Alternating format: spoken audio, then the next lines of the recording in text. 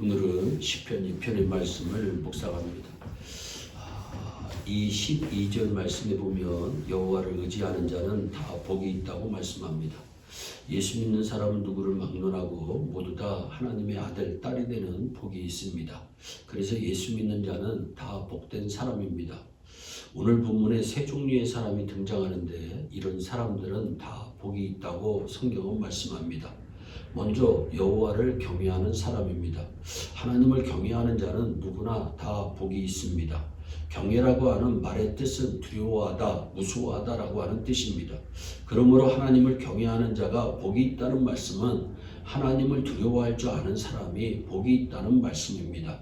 하나님을 사랑의 하나님이라고만 얘기하면 한쪽만 얘기하는 것입니다. 하나님의 성품에는 두 가지가 있는데 첫째는 사랑이요, 둘째는 공의입니다. 그래서 사랑의 하나님이신 동시에 공의의 하나님입니다. 하나님께서 사랑할 때는 먼저 죄인에 대한 심판을 하시고 사랑을 베푸십니다. 공의의 하나님입니다. 아들 예수를 죽이지 않고 말로는 얼마든지 사랑한다고 하시지 않겠습니까? 그러나 그럴 수는 없습니다. 여러분들은 죄를 지을 때 마음에 아무런 찔림이 없으면 안 됩니다.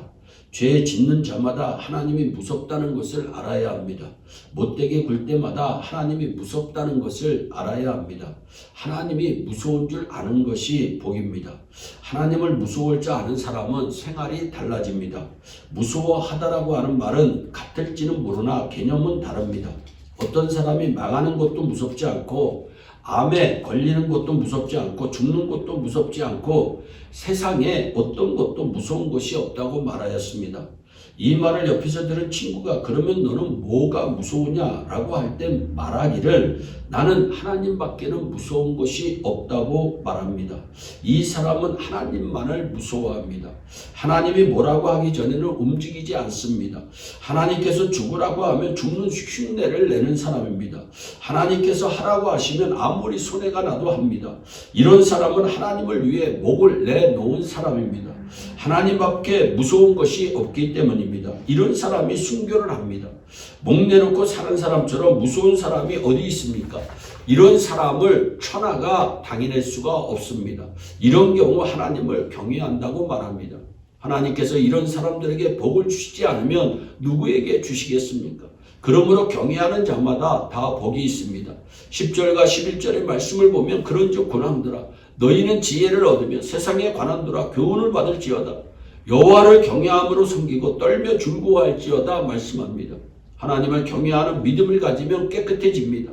하나님밖에 모르고 하나님을 제일로 여기고 하나님 중심으로 살기 때문입니다. 이것이 하나님을 경외하는 믿음입니다.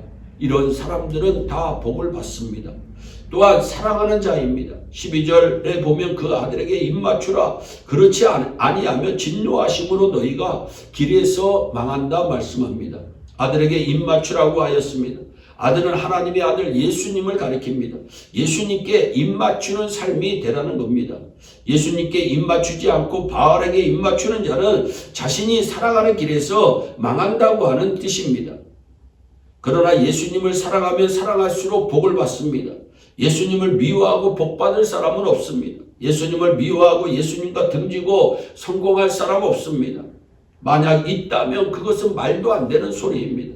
시몬이라고 하는 바리새인이 예수님을 자기의 집에 저녁 대접을 하겠다고 초대했습니다. 유대인은 귀한 손님을 초대하면 먼저 발 씻을 물부터 줍니다. 발을 씻은 후에는 기름을 부어 주어야 합니다.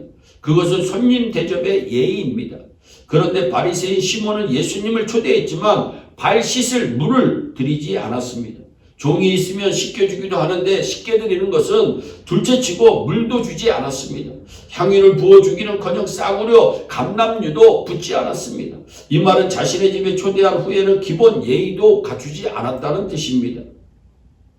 그런데 그 동네에서 아이들마저 손가락질하는 죄 많은 여인이 주인의 허락도 없이 그 집에 들어옵니다. 그리고 예수님 앞에 눈물을 펑펑 흘립니다. 울다 보니 눈물로 예수님의 발이 젖었습니다. 자신의 머리카락으로 씻겨드립니다. 그리고 향유를 붓습니다. 얼마나 사랑했으면 그랬을까요? 더럽다는 생각은 없이 오직 사랑하는 마음으로 발에 입맞추기까지 합니다. 감람유는 싸구려입니다. 비싼 향유를 부어드렸습니다.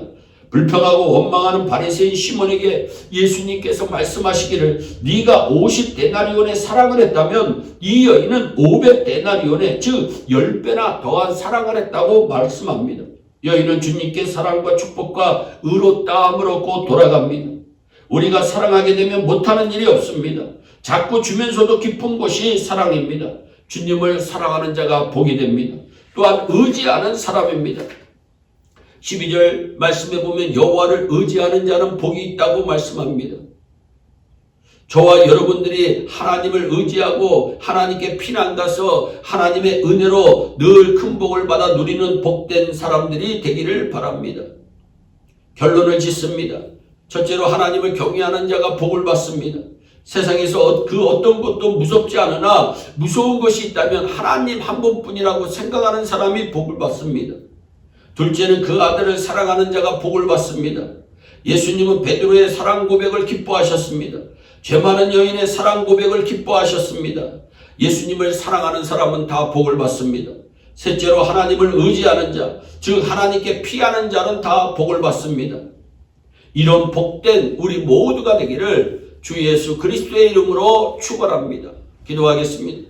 사랑의 하나님 아버지, 이 방송을 듣는 한 분 한 분마다 하나님 복된 사람들이 다 될 수 있도록 은혜를 베풀어 주시옵소서. 하나님을 뜨겁게 살아가게 하시고 하나님을 의지하며 살아갈 수 있도록 주여 은혜의 은혜를 더하여 주옵소서. 감사하고 예수님의 이름으로 기도하옵나이다. 아멘.